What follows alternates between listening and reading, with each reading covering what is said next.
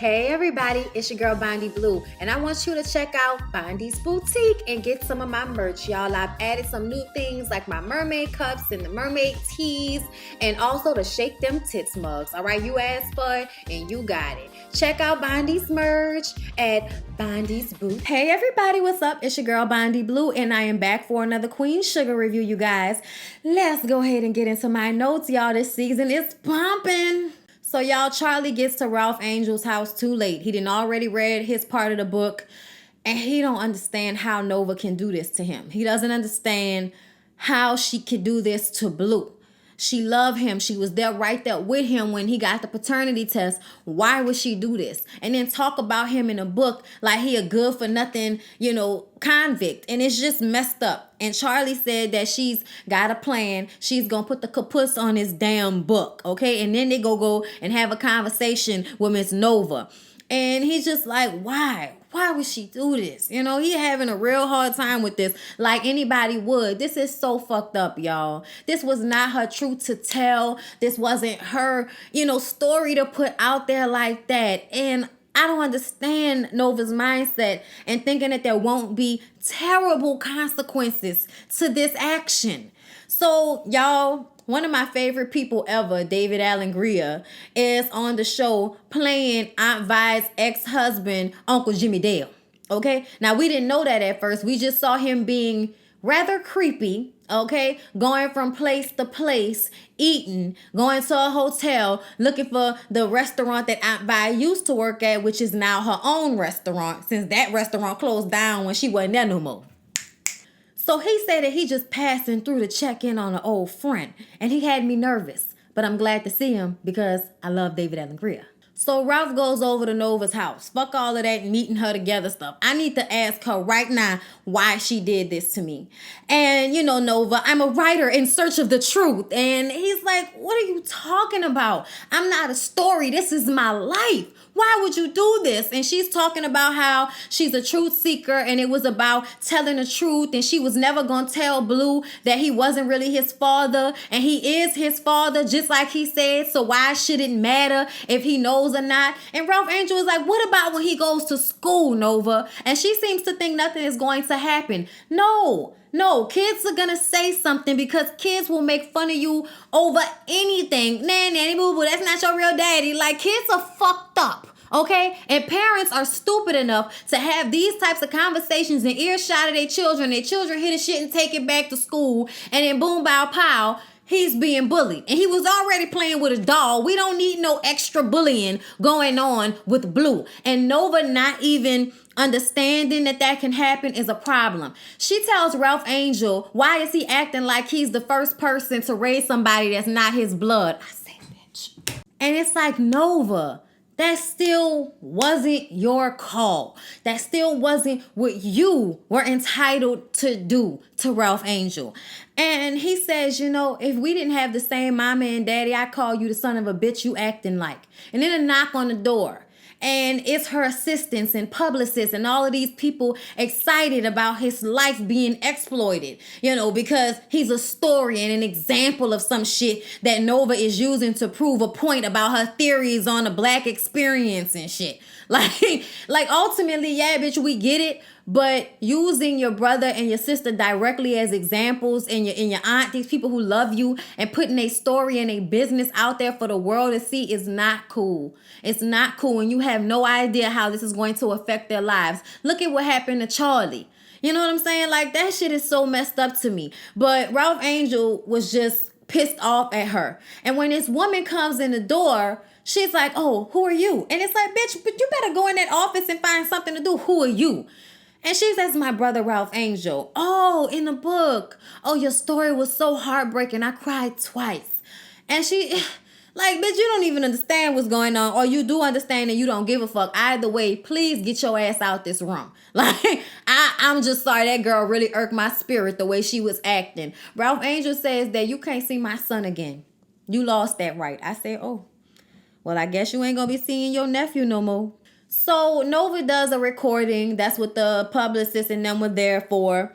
And she asked if there is any chance that she could get the book back and make some changes. She want to look over some things. And the girl tells her that she loves her book the way it is and she shouldn't change it. And sometimes when you're blowing up, people can't come with you. And it's like, that's not just people, that's her family. And fucking over your family to get somewhere ain't the way to go. At least not as far as I'm concerned.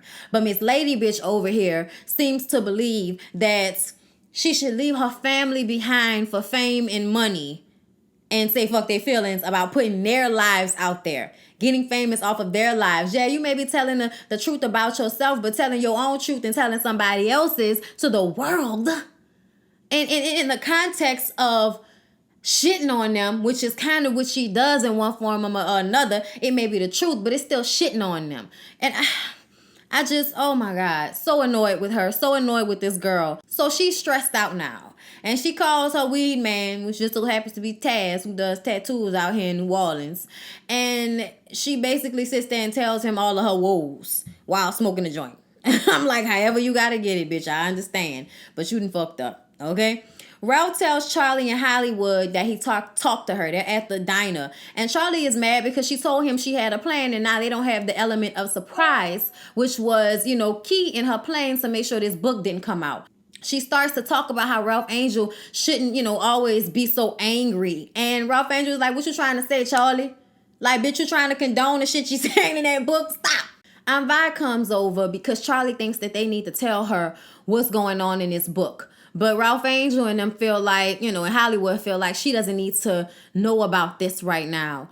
I don't know how they're going to keep it from her. You know what I'm saying? Like, the book is in her office. Everybody knows about it. The book is about to come out. People, journalists know about it. It's in papers and shit. So I just kind of feel like ultimately somebody is either going to tell her or she going to read this for herself. But either way, I need to read it. But Hollywood said that it took him out.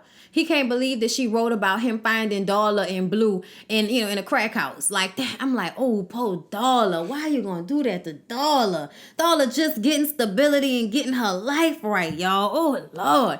Ralph Angel had to leave because he had to go drop Blue off to a birthday party.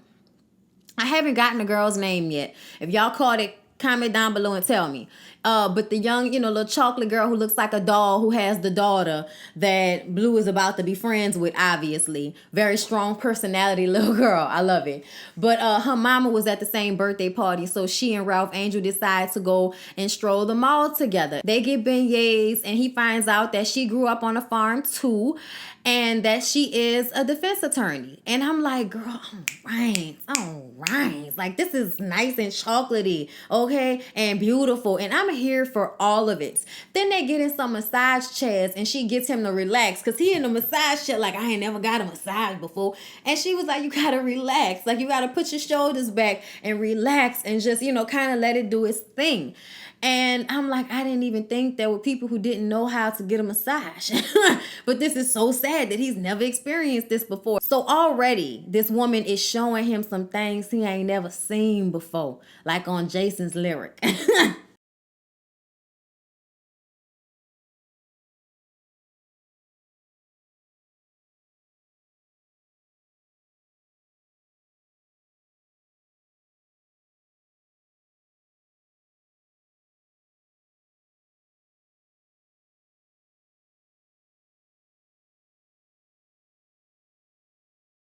So y'all, Micah is back, okay? Charlie is happy to see him, but he has changed. He has grown locks and facial hair, and he's got on a sweatshirt, and he's like swagged out on some serious shit. Micah is swagged out. He's been in Europe, in Paris, and he's been going to a lot of seminars and talking to a lot of revolutionary type kids and people who are making strides and doing things in the world and being in philanthropy. He's been doing a lot over, I guess, the summer, dealing with everything that happened to him, getting arrested and all of that.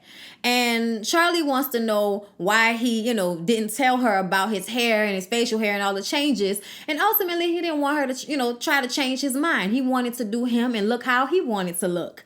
And I gotta say, I thought he looked cute. I thought he looked cute. Now, she is still worried about him becoming some brat because his daddy chartered a flight because he missed his flight in New York. And then he got people waiting at the airport trying to get pictures with him, and he done changed up his style, been all through Europe, you looking like a little spoiled rich kid right now. And Charlie wants him to stay grounded. But I think he's very grounded. I think he's more grounded than he needs to be. Okay, Micah is still very angry about what happened to him. And if he doesn't deal with that anger without constantly having to fight somebody to prove a point, I fear he will end up getting hurt or being put in somebody's jail just because he's not about to let nobody fuck over him. He done gotten to that place with what has happened to him that he has to fight back now, and he's not conforming, and I respect that. And I feel like it's a lot of young black kids out here, and even us, at 30 and all of that are getting into the mindset of letting go of things that our oppressors have put on us, including the type of spirituality we experience, the type of spirituality we practice, how we see the world, how we see ourselves, how we refuse to be, still conforming to make white people feel comfortable. Like, it's a thing now, an awakening that I've noticed, that a lot of young people are getting out of the mindset of what we were taught coming up, which is, go to college and get a good job and, make your oppressors feel comfortable so that you can make money and make your way to the top so that you can break through and then make change for everybody below you. Like, that's always the concept. But really, you got to start making your own opportunities out here. Because ain't shit changing on the other side. Like, it's still the same type of people making the same decisions for everybody else. I ain't mean to go off like that, but it's the tea. It's the truth. So he meets up with his friends and talks about everything that's been going on with him and how he did a prison talk, which got him some death threats. And when that happened, he had to get off social media for a little while. But his girl shows up.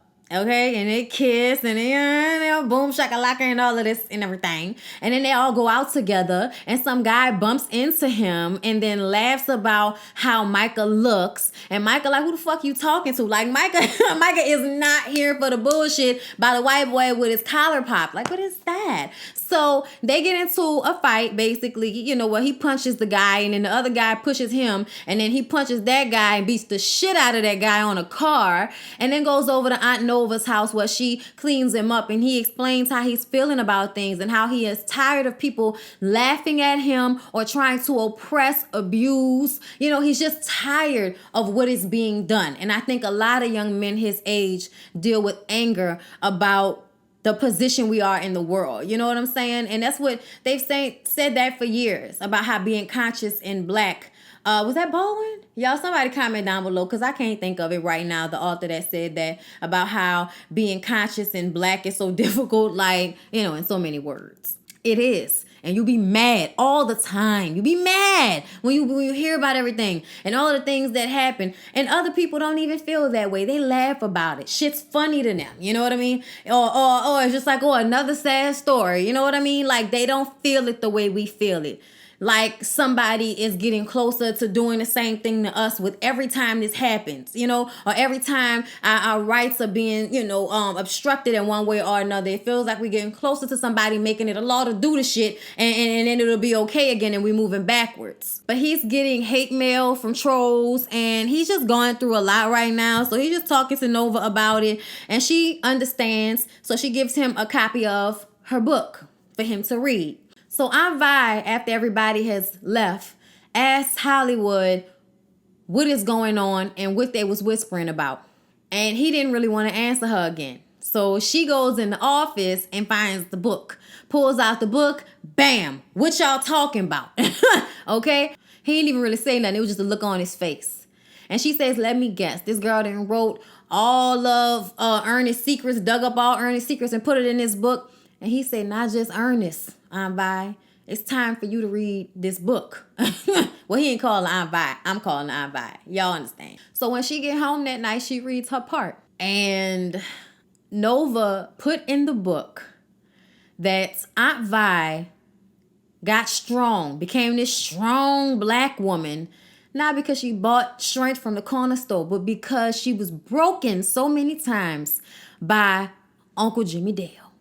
And I'm like, oh, Lord. And Uncle Jimmy Dale is on his way. Like, oh, Lord, here we go. Did Uncle Jimmy Dale find out about the book? And that's why he coming? Like, why is he coming now? What is this?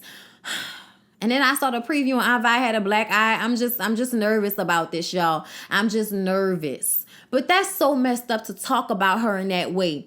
You know, about, oh, how weak she was. At the end of the day, she got out. You can't put yourself in somebody's shoes like that to call that lady weak when she did make it out. Charlie vents to her boyfriend about how she needs to hurry up and shut this book down. She needs to do something to correct what's Nova has done to her and to, you know, everybody, Aunt Vi and Ralph Angel. And she's also very, very scared about how Micah will see her after he finds out about the book. But her boyfriend tells her that maybe the answer isn't to go legal. Because once you go legal, you can't go back from that. And that might make this story bigger than it actually is. If you just let it be and, you know, go through it. Have to just deal with it. And I agreed with him. I felt like going legal is not the way. And that's often how she deals with things because that's where she wins. But she needs to deal with this in another way because it's not going to go away. And it would only bring more attention, like he said. So Micah gets home after the fight and everything. And of course, Charlie is ready to give him some type of speech about how he can't be getting in fights and how he needs to look, you know, more white. He needs to have that high top fade again. Okay, like, damn, brother can't just have a regular fade. That high top fade was harsh, man. But anyway, so she's basically telling him that he needed to go back to looking the way he did before to keep him safe.